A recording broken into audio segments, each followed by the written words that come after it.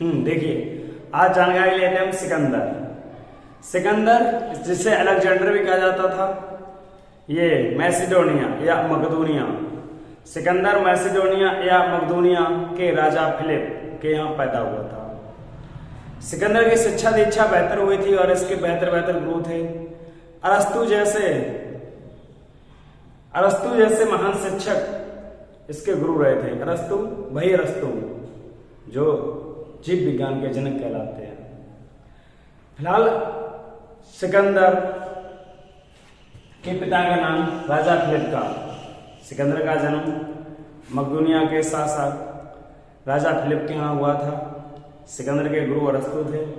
सिकंदर की शिक्षा दीक्षा बेहतर होने के कारण इसने महज 6 वर्ष में ही घुड़सवारी और घोड़ों को बस में करना सीख लिया था। 20 साल की अवस्था में सिकंदर ने विश्व विजेता बनने का अभियान चलाया। 20 वर्ष की अवस्था में सिकंदर ने विश्व विजेता बनने का अभियान चलाया और अपने गुरु अरस्तु से आज्ञा लेने गया। तो अरस्तु ने जब इसकी हस्तरेखाएं देखी तो अरस्तु ने कहा कि आपके हाथों में विश्व विजेता बनने की रेखाएं नहीं है, आप नहीं बन सकते। सिकंदर कहते अच्छा। सिकंदर या अलेक्जेंडर ने अपनी तलवार खींची और तमाम रेखाएं बना ली। गुरुजी अब देखिए क्या कोई रेखा बनी है? अरस्तु ने कहा जा बेटा, तेरी रेखा भले ना लेकिन तेरे हौसले बुलंद है, सफलता तुझे मिलेगी। सिकंदर विश्व विजेता बनने का अभियान प्रारंभ करता है। अपने पास पड़ोस के कई छोटे मोटे साम्राज्यों का विजय प्राप्त करता है और वहां से पश्चिम की ओर चलना प्रारंभ करता है। पश्चिम चलना प्रारंभ करता है तो सर्वप्रथम यह 327 ईसा पूर्व में भारत विजय अभियान प्रारंभ करता है। भारत पर विजय प्राप्त करने के लिए सिकंदर आता है। सिकंदर हिंदू कुश की पहाड़ियों से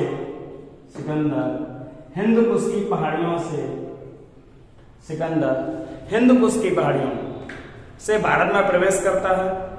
भारत में जब प्रवेश करता है तो सर्वप्रथम उसे एक छोटा सा गणराज्य मिलता, अश्वक सीमा के अंत में अश्वक एक गणराज्य मिलता है, ठीक ना। तो वहां पर ये चढ़ाई करता है, अश्वक के सारे पुरुषों को मार देता है। जब सभी पुरुष मर जाते हैं तो वहां की महिलाएं हथियार उठा लेती हैं, तो ये सारी महिलाओं को भी खत्म कर देता है। तो कई बार परीक्षा में ये पूछा गया है सिकंदर मार ने कहाँ की महिलाओं को समाप्त कर दिया था? तो अश्वक सीमांत गणराज्य की महिलाओं को भी इसने समाप्त कर दिया था। इससे पहले पुरुषों को समाप्त कर चुका था। आगे बढ़ता है तो ये पहुंचता है तक्षशिला के शासक अम्बी को ये जानकारी पहले से होती है कि ये अश्वक गणराज्य को समाप्त कर चुका है, वहां के महिलाओं पुरुषों को सभी को पूरी तरीके से नष्ट कर चुका है। तो अम्बी पहले से ही खौफ खाया हुआ बैठा है। अम्बी के दरबार में सिकंदर का दूत आता है और राजा फरमान शाही फरमान सुनाता और कहता है कि मैं सिकंदर का दूत विश्व विजेता बनने के अभियान के तहत आपके दरबार में आया हूं। यदि आप हमारी अधीनता स्वीकार कर लेते हैं, अर्थात सिकंदर की, यदि आप हमारी अधीनता स्वीकार कर लेते हैं तो आपको युद्ध नहीं करना पड़ेगा। अगर आप अधीनता स्वीकार नहीं करते हैं तो आपको युद्ध करना पड़ेगा। युद्ध के में आपके जन धन की हानि भी हो सकती है और आपको अपने प्राण भी गंवाने पड़ सकते हैं। तो अम्बी ये बात सुनकर खौफ खाया था और बिना युद्ध के अधीनता स्वीकार कर लेता है। तो भारत का पहला देशद्रोही कौन होता है? राजा अम्बी। भारत का पहला देशद्रोही होता है राजा अम्बी। इसे इतिहासकारों ने भारत का पहला देशद्रोही की संज्ञा दी।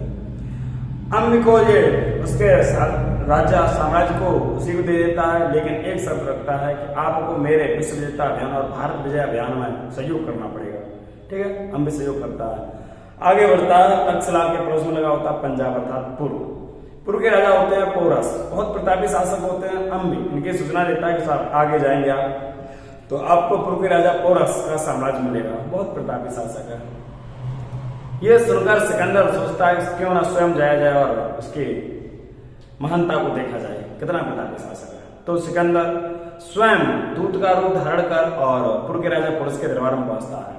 फिर भाई शाही फरमान राजा फरमान सुनाता है कि मैं भारत का विजय अभियान के तहत आया हुआ हूं, यदि आपको युद्ध करना पड़ेगा यदि आप अधीनता स्वीकार कर लेते हैं तो आपके जन धन की हानि नहीं होगी और आपको प्राण भी अपने बच जाएंगे। तो यह सुनकर पृथ्वीराज पोरस नाराज हो जाते हैं। पृथ्वीराज पोरस कहते हैं, अच्छा सिकंदर की सेना मेरी सेना क्या भेड़ बकरियां, मतलब जन धन की हानि हमारी हो सकती है। सिकंदर युद्ध लड़ेगा तो सिकंदर की भी तो जन धन की हानि हो सकती है, और मैं अपने सामने सिकंदर का दूत नहीं बल्कि साक्षात सिकंदर को देख रहा हूं। सिकंदर ये बात सुनकर अपना नकाब हटाता और कहता है, वाह पुर राजा पोरस, मैंने अभी तक भारतीय राजाओं की महानता केवल सुनी थी, आज मैंने महानता देख ली है। आपकी मैं उस तीसरी आंख को सलाम करता हूं जिसने मुझे सिकंदर पहचाना। अपना नकाब हटा के बोलता है। तो पृथ्वीराज पोरस कहते हैं, अभी तो मेरी तीसरी आंख ही देखी है, अभी मेरी कटाक्ष करने वाली तलवार नहीं देखी। सिकंदर अगर तलवार देखेंगे तो उसको भी सलाम करेंगे। ठीक है, हम युद्ध करने को तैयार हैं, युद्ध करने के लिए तैयार हैं। हम हाइडेस्पीड झेलम नदी के किनारे युद्ध में मिलते हैं। अपने पृथ्वीराज पोरस अपनी सेना को आदेश देता है कि जाइए सिकंदर को सुरक्षित इसके काफिले तक छोड़ के आइए। अगर बीच में कोई हादसा हो जाता है तो फिर हम कायर कहे जाएंगे, हम भारतीय राजा हैं। हाँ, भारतीय राजाओं की और राजपूत राजाओं की यही तो सबसे बड़ी गलती रही। ये खुद मतलब ये खुद क्या करते थे, गलती करते राजाओं या ये दुश्मनों को पकड़ने के बाद भी उन्हें माफ कर देते थे। ये सबसे बड़ी गलती थी। राजपूत राजा, राजस्थान के राजपूत राजाओं सबकी यही गलतियां थी, इसलिए सब घुट घुट के पराजित भी हुए थे सभी। भक्त प्रतापी शासक बहुत थे, लेकिन ये माफ कर देते थे और सामने वाला व्यक्ति इन्हें एक बार पकड़ लेता फिर माफ नहीं करता था। इन्हें सिकंदर को काफिले तक छुड़वा दिया जाता है। पृथ्वीराज पोरस का युद्ध होता है हाइडेस्पीड के किनारे, हाइडेस्पीड के मैदान में अर्थात झेलम नदी के किनारे, जिसे बितास्ता युद्ध कहा जाता है, जिसे बितास्ता का युद्ध, बितास्ता अथवा हाइडेस्पीड, बितास्ता हाइडेस्पीड का युद्ध कहा जाता है। हाइडेस्पीड या बितास्ता का युद्ध किस नदी किनारे होता है? ये झेलम के किनारे होता है, झेलम नदी किनारे, झेलम नदी किनारे हाइडेस्पीड अथवा बितास्ता का युद्ध होता है, जिसमें पृथ्वीराज पोरस के साथ हाथियों के साथ, हाथी और घोड़े के साथ सेना होती है, जबकि सिकंदर के पास हाथी नहीं होते हैं। सेना तो बलशाली पृथ्वीराज पोरस की भी थी, लेकिन उस दिन युद्ध हो जाने के कारण, उस दिन वर्षा हो जाने के कारण हाथी आगे बढ़ नहीं पाते हैं। हाथी जब आगे बढ़ नहीं पाते हैं, हाथी उसमें पानी बरसाने की वजह से युद्ध नहीं कर पाते, अर्थात पृथ्वीराज पोरस की हार हो जाती है। पृथ्वीराज पोरस की जब हार हो जाती है तो सिकंदर के समक्ष बंदी बना के लाया जाता है। तो सिकंदर बोलता, बोल पोरस, अब क्या किया जाए, तुझे मार दिया जाए कि छोड़ दिया जाए? तो पृथ्वीराज पोरस का साहसपूर्ण जवाब कि वीर योद्धा आप भी और वीर योद्धा हम भी। अगर आप पकड़े जाते तो आप अपने साथ क्या व्यवहार पसंद करते, वही व्यवहार मेरे साथ किया जाए।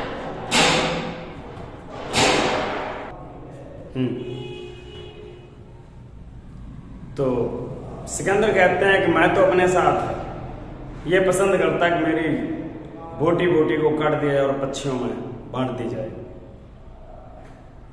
अच्छा, तो पृथ्वीराज पोरस कहते हैं, इससे पहले आप मेरे दरबार में गए हुए थे नकाब पहनकर, अगर यही आपको पसंद था तो आप वहीं बता देते, आपकी बोटी बोटी काटकर पक्षियों को खवा दी जाती। आपको हमने अपनी सेना सहित आपको सुरक्षित काफिले तक पहुंचाया था। सिकंदर कहते हैं, वाह तेरा जवाब तो साहसपूर्ण रहा है, हम तुझे माफ करते हैं और तेरा साम्राज्य तुझे वापस कर देते हैं। सिकंदर आगे जाता है और ब्यास नदी के किनारे इसकी सेना, सिकंदर की सेना ब्यास नदी को पार करने से मना कर देती है।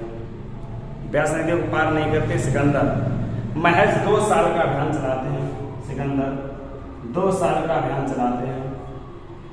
सिकंदर ने 326 ईसा पूर्व में भारत पर आक्रमण किया था, जबकि 327 ईसा पूर्व में भारत विजय का अभियान प्रारंभ किया था। 327 में, 326 में इसने भारत ने आक्रमण किया और 325 ईसा पूर्व अर्थात 2 वर्ष के अभियान के बाद सिकंदर कुछ थल सेना से और कुछ जल सेना द्वारा वापस चले जाते हैं। सिकंदर का जल सेनापति होता है निर्याकस, सिकंदर का जल सेनापति होता निर्याकस और थल सेनापति होता है Seleucus Nicator. Seleucus Nicator, Seleucus Nicator. जल सेनापति होता निरैकस और थल सेनापति होता सेल्यूकस निकेटर। सिकंदर की सेना ने पहली बार हाथियों को देखा था। जब ये ब्यास नदी के किनारे पहुंचते हैं और जंगल में भी आदमी हाथी देखने को मिलते हैं, तो सिकंदर की सेना अर्थात सेल्यूकस निकेटर सेनापति पहली बार 5 टांगों वाले जानवर को देखता है। 5 टांगों वाला जानवर अर्थात हाथी। सूंड को भी ये 5वीं टांग समझते थे, बहुत आश्चर्यचकित होते हैं। अच्छा, जब सिकंदर वापस लौट जाते हैं तो सिकंदर की बेबीलोन नामक स्थान पर ईरान जब वापस जाते हैं तो सिकंदर की ईरान में बेबीलोन नामक स्थान पर उनकी भयानक पेट दर्द की वजह से, बीमारी की वजह से मृत्यु हो जाती है। तो इनका जल सेनापति होता है निरैकस। जल सेनापति निरैकस। इनके पसंदीदा शहर अफ्रीका में एक पसंदीदा शहर होता है जिसका नाम होता है अलेक्जेंड्रिया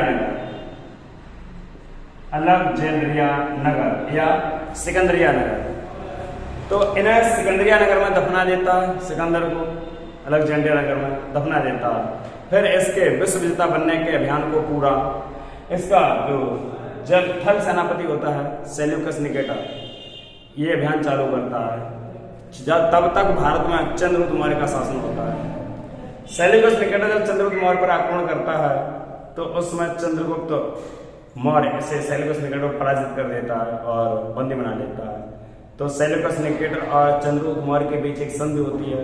उस संधि के तहत सेल्यूकस निकेटर की पुत्री हेलेना, हेलेना का विवाह चंद्रगुप्त मौर्य से कर दिया जाता है और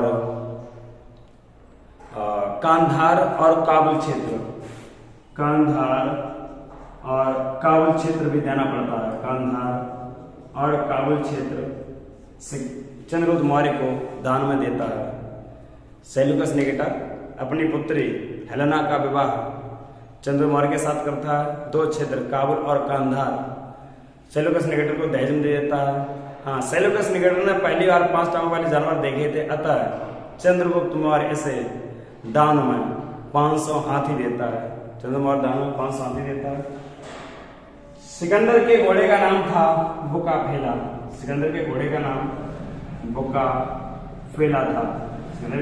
बुकाफेला था। अर्थात सिकंदर का जन्म मकदूनिया यूरोप में हुआ था। सिकंदर की मृत्यु बेबीलोन ईरान अर्थात एशिया में हुई थी और सिकंदर का जो दाह संस्कार किया गया था, दफनाया गया था अफ्रीका में अलेक्जेंड्रिया सिकंदर। तो सिकंदर से संबंधित 3 महाद्वीप हैं, एशिया, यूरोप और अफ्रीका।